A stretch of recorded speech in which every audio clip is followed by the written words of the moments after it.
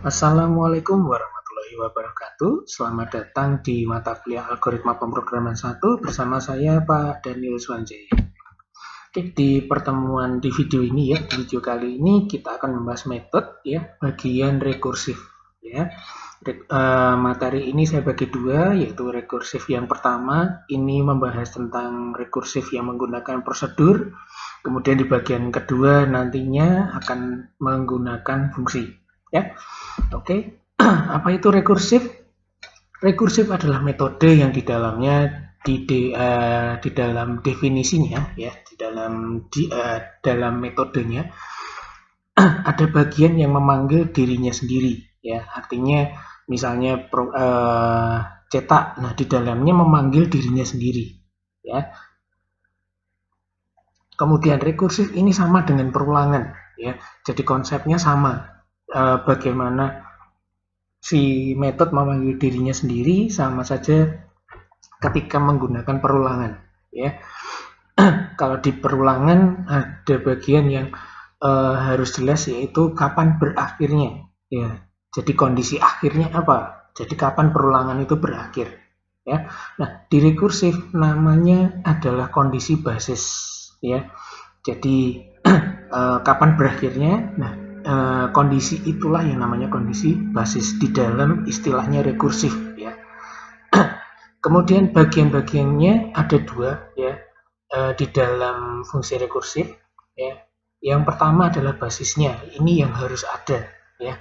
Jadi titik henti dari proses memanggil dirinya sendiri ya. Kapan berakhirnya, dan di bagian basis ini dia tidak memanggil dirinya lagi ya. Jadi di sini dia berhenti di bagian basis ya.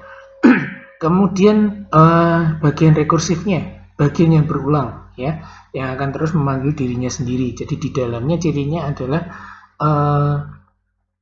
di dalamnya ada nama metode itu ya, ataupun sesuatu bagian yang memanggil bagian yang lain ya. Tetapi intinya dia berulang terus ya. Oke. Oke, seperti yang saya bilang tadi di depan ya, rekursif yang bagian pertama ini kita membahas tentang rekursif untuk prosedur ya. Oke, contohnya adalah mencetak nama pemrogram sebanyak n kali ya. Nanti kalian bisa mengubahnya menjadi nama kalian sendiri silahkan ya. Oke, misal nama Daniel Swanjaya ya, dicetak berapa kali? Dicetak 5 kali. Nah, dalam prosesnya secara manual ya, gambaran secara manual. Pertama di sini kita memanggil cetak dalam kurung nama, n ya. Nah, di sini n-nya adalah 5, yang dicetak adalah Daniel Swanjaya. Nah, kemudian memanggil dirinya lagi dengan cara seperti ini ya. Cetak nama, n-1 ya. Jadi yang dikirim adalah 4 ya. Jadi n-nya adalah 4. Nah, kemudian dicetak. Kemudian setelah itu memanggil dirinya lagi. Jadi ini bagian yang rekursifnya ya. Jadi memanggil dirinya sendiri dengan cara yang sama ya. Dan di sini yang dikirim adalah n-1. Jadi n-nya adalah 3. Kemudian cetak. Kemudian mengirimkan lagi ya, n-nya adalah 3 min 1 jadi 2 ya, n-nya adalah 2. Kemudian dicetak Daniel Swanjaya. Kemudian berikutnya adalah cetak lagi ya, dengan n-nya adalah 2 ya, 2 min 1 menjadi n-nya sama dengan 1 ya. Nah, di sini kemudian cetak nama pemrogram ya. Nah, setelah itu dia berhenti ya. Dia berhenti kenapa? Disinilah kondisi basis ya. Jadi ketika n yang dikirim adalah n sama dengan 1, maka dia berhenti. Ini yang disebut kondisi basisnya ya. Oke. Untuk pembuatan prosedurnya ya, tidak ada bedanya dengan membuat prosedur yang sebelumnya ya. Dengan ataupun tanpa parameter, tetapi rekursif ini harus menggunakan ini namanya parameter ya, karena ada sesuatu yang harus dikirim ya, bagian yang untuk diulang ya. Nantinya ketika kalian sudah menggunakan bahasa pemrograman bisa, tetapi tetap lebih aman menggunakan parameter daripada tidak menggunakan parameter ya. Oke, parameternya kita gunakan dua, string nama sama integer n ya. Nama fungsinya adalah cetak. Oke. Di sini secara defaultnya yang dibuat adalah bagian atas dan bawah ini aja. Jadi cetak, string nama, integer n, dan bagian n. Ini yang defaultnya yang ada. Tinggal tambahkan saja ya di sini output n titik 2 nama ya. Kemudian bagian pengecekan ya.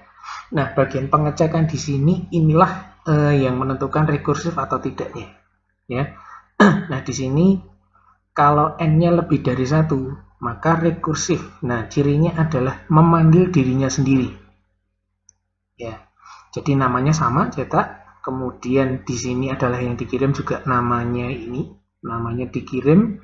Kemudian parameter kedua, ini argumen yang kedua yang dikirim adalah n-1. Jadi n-nya ini berapa dikurangi 1 yang dikirim. Ya, mengubah yang ketika mengubah yang si pemanggil n-nya tetap 5, tapi yang dipanggil itu sudah jadi 4 ya. Jadi ada dua bagian ya ketika berjalan. Ya, ketika berjalan ini ada dua bagian. Bagian yang pertama adalah yang memanggil, kemudian yang dipanggil ya. Jadi nantinya ada dua. Jadi nanti jangan bingung ya. Kemudian bagian yang kondisi basisnya adalah yang masuk false. Jadi ketika false di sini dia tidak memanggil dirinya sendiri. Nah, inilah kondisi basisnya. Jadi kondisi basisnya adalah n sama dengan 1 ya. Ini boleh bolak-balik silahkan, nggak masalah ya. Jadi di sini diganti n sama dengan 1 jika true tidak melakukan apapun, tetapi ketika false melakukan ini ya. Dibolak-balik silahkan, nggak apa-apa ya. Yang jelas kondisi basisnya jangan sampai bingung ya.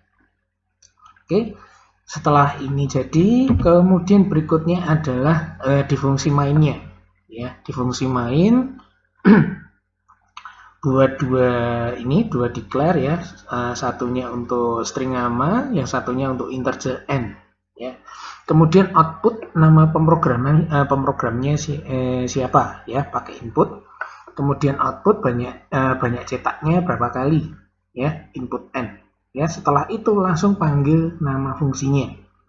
Nah, apakah yang ketika memanggil ini disebut rekursif? Bukan ya. Jadi fungsinya itu namanya rekursif, tetapi ketika dipanggil dia memanggil metode, memanggil prosedur biasa ya. Memanggil metode, memanggil prosedur sama ya. Oke. Jadi ketika dijalankan ya, nama pemrogram Daniel Sanjaya banyak cetaknya 5 kali, maka dicetaknya seperti ini, 5, 4, 3, 2, 1. Nah, karena yang dicetak yang pertama kali adalah n-nya 5 ya. Kemudian memanggil lagi yang dikirim adalah n-nya 4. Dikirim lagi yang dikirim n-nya adalah 3. Yang dikirim lagi adalah n-nya sama dengan 2. Yang dikirim terakhir adalah n-nya 1. Nah, ketika sudah 1 dia berhenti, tidak memanggil dirinya sendiri lagi ya. Oke, demikian pula kalau 3 juga sama ya, 3, 2, 1 ya. Oke, kemudian biasanya latihannya di akhir. Nah, kali ini latihannya ada di tengah-tengah ya, jadi ada 2 nanti ya. Jadi di yang untuk contoh 1 dan nantinya untuk contoh 2 ya.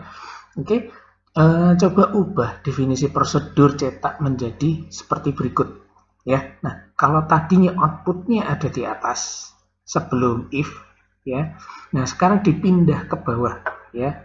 Jadi ini bukan membuat baru ya, tetapi ini hanya memodifikasi ya. Jadi yang cetak tadi outputnya di atas, di cut, dipaste di bawah ya. Nah, nanti hasilnya bagaimana? Nah, kalau beda, kenapa beda? ya. Oke. Jadi nanti ketika kalian membuat videonya, nah kenapa outputnya seperti itu, ya? Seperti apa? Tidak akan saya beri clue dulu. Silahkan kalian coba dulu nanti. Nah, kenapa hasilnya bisa seperti itu? Ya, kenapa hanya berpindah sini saja sudah hasilnya berbeda, ataupun nanti hasilnya sama, ya? Oke, yang jelas nanti bisa dijelaskan, ya. Oke, berikutnya contoh kedua ini cetak N suku pertama deret spesial, ya. Deret bilangan, ya. 2, 1, 4, 4, 8, 9, 16, 16, 32, 25, 64, 36, 1, 28, 49, 25, 6, 64, 5, 12, 8, 1, 10, 24 sama 100, ya. Dan seterusnya, ya. Kalau mau tebak-tebakan, nah silahkan, nggak apa-apa, ya. Jadi suku kesekiannya nanti berapa dan berapa, ya. Nah, kalau diberikan seperti ini, kalau kalian ini berpikir bahwa ini deret bilangan biasa, bukan, ya, ini deret spesial, ya. Maka dari itu perlu kalian selidiki dulu, ya. Nah, deret ini istimewanya apa? Nah, cara mencarinya tidak ada cara instannya, ya, atau tidak ada rumusnya juga. Rumus untuk mencari ini deret apa, ini juga nggak tahu, ya. Perlu trial dan error, ya. Nah, tetapi karena ini contoh, nah saya memberitahu saja, ya. Jadi kalau kalian lihat di suku ganjil 2, 4, 8, kemudian 16, 32, 64, 128, 25, 6, 5, 12, kemudian yang terakhir 10, 24. Nah, ini deret apa? Kalian pasti tahu, ya. Hubungannya 2, 4, 8, 16, 32 dan seterusnya, ya. Kemudian yang suku genap 1, 4, kemudian 9, 16, kemudian 25, kemudian 36, kemudian 49, 64, 81, 100. Nah, ini apa? Nah, bilangan kuadrat, ya. Oke, jadi kalau kita susun demikian, ya. Ini adalah nama suku keberapa? 1, 2, 3 dan seterusnya. Kemudian di sini adalah deretnya tadi, ya. Kemudian setelah kita pisah, nah akan terlihat, ya, 2, 4, 8, 16, 32 dan seterusnya. Nah, jadi di suku ganjil kita sudah dapat, ya, rumusnya adalah 2 pangkat N. Nah, tapi N-nya ini kalau dikaitkan dengan N-nya ini tidak bisa, ya. Kemudian suku genap, nah 1, 4, 9, nah ini N kuadrat. Nah, tapi N-nya bukanlah ini, ya, tapi kita hanya tahu ini bilangan kuadrat. Yang ini adalah 2 pangkat sekian, ya. Oke. Nah, yang pertama yang perlu kita buat adalah fungsi, ya. Fungsi suku ganjil, ya. Walaupun ini namanya function name, ini prosedur, ya. Oke, prosedurnya function name-nya di sini suku ganjil, kemudian parameternya hanya N, ya. Kemudian di dalamnya secara default ada 2 ini saja, suku ganjil dalam kurung integer N dan IND, ya. Nah, di tengahnya tinggal masukkan ini assign dan output, ya. Jadi di sini N sama dengan N ditambah 1 dibagi 2. Jadilah N baru, ya. Jadi N-nya N yang di sini dan N yang di sini ini beda, ya. Oke. Kemudian berikutnya untuk prosedur yang kedua, ya, suku genap. Nah, suku genap di sini adalah parameternya sama integer N, ya. Nah, di dalamnya di sini untuk suku genap tadi adalah bilangan kuadrat, N-nya sama dengan N dibagi 2, ya. N dibagi 2. Jadi N-nya yang ini dan N yang ini jadinya sudah berbeda, ya. Kemudian tinggal output N pangkat 2, ya. Oke. Berikutnya untuk rekursifnya. Yang tadi bukan rekursifnya, ya. Tadi untuk mencetak genap dan ganjilnya. Nah, yang di sini untuk fungsi rekursifnya, ya. Untuk fungsi rekursifnya namanya cetak deret. Kemudian parameternya integer suku ke, ya, suku ke berapa, ya. Jadi di dalamnya nanti di sini secara defaultnya adalah cetak deret integer suku ke, kemudian IND bawahnya, ya. Oke, tinggal tambahkan ini, ya. Yang pertama menambahkan if, ya, suku ke. Nah, ini untuk mengecek, ya, istilahnya kondisi basisnya tadi, ya. Kalau dia kondisi suku ke-nya 1, itulah kondisi basisnya, ya. Jadi ketika sukunya 1, maka yang dikerjakan adalah suku ganjil. Yang dikirim adalah 1. Ya, karena suku ke-1 itu adalah ganjil, ya. Maka dari itu dicetak menggunakan ganjil di sini. Ya. Nah, tetapi kalau suku ke-nya ini lebih besar dari 1, nah di sini kita memanggil dirinya sendiri lagi. Nah, ini kondisi rekursifnya, ya, bagian rekursifnya. Nah, setelah itu output dalam petik ini, dalam tanda petik ini adalah koma spasi, ya. Kemudian titik 3 ini, ya, sebagaimana yang sudah kalian ketahui sebelumnya, titik 3 ini adalah efek dari new line yang dihilangkan, ya. Jadi tidak menggunakan new line, tanda centang new line-nya dihilangkan, ya. Nah, kemudian lanjutnya adalah ngecek, ya, suku genap atau ganjilnya, ya. Jadi kalau sukunya suku ganjil, ya. Jadi kalau di modulus 2 sisa 1 artinya ganjil, maka yang dicetak adalah suku ganjil. Ya. Ini bukan fungsi rekursif, ya, suku ganjil ini bukan rekursif, ya, sekali lagi supaya nanti tidak bingung, ya. Kemudian yang kalau suku genap, maka memanggil prosedur yang namanya suku genap, yang dikirimkan suku ke berapa, ya. Setelah itu selesai, ya. Kemudian di bagian mainnya ada ini deklarasi integer n, ya. Kemudian output banyak suku yang dicetak berapa, kemudian input n. Kemudian berikutnya adalah cetak deret n, ya. Ini memanggil fungsi rekursif tadi, ya. Oke, prosedur, ya, prosedurnya yang rekursif tadi, ya. Oke, kemudian ketika dijalankan, jika banyak suku yang dicetak adalah 20, ya, maka tampilnya adalah demikian, ya, sama seperti yang jadi soal tadi, ya. Kemudian kalau yang banyak yang dicetak 19, dia juga berhentinya di suku 19, bukan di 20, ya. Oke. Nah, kemudian latihannya, ya, yang kedua, ya. Jadi bukan memilih 1 atau 2, tapi memang ada 2 latihan, ya. Modifikasi jawaban yang kedua sehingga deret yang dicetak menjadi seperti berikut, ya. Jadi kalau yang tadi, ya, kalau 20 maka munculnya 2, 1, 4, 4 dan seterusnya sampai 100, ya. Nah, dimodifikasi bagaimana caranya supaya kalau saya inputkan 20 jadinya kebalik, ya. Yang muncul duluan adalah 100, 10, 24 dan seterusnya 1, 2, ya. Oke. Silahkan nanti dijawab, ya. Oke, setelah itu dibuat videonya, yang dicetak adalah ini, ya. Kemudian tunjukkan, ya, sekali lagi tunjukkan bagian yang dimodifikasi. Jadi bagian yang soal yang nomor 2 ini harus menunjukkan contoh ini apa yang dimodifikasi yang bagian mana, ya. Di bagian yang modifikasi mana sehingga outputnya bisa demikian, ya. Jadi menjadi kebalik seperti ini, ya. Oke, itu latihannya, ya.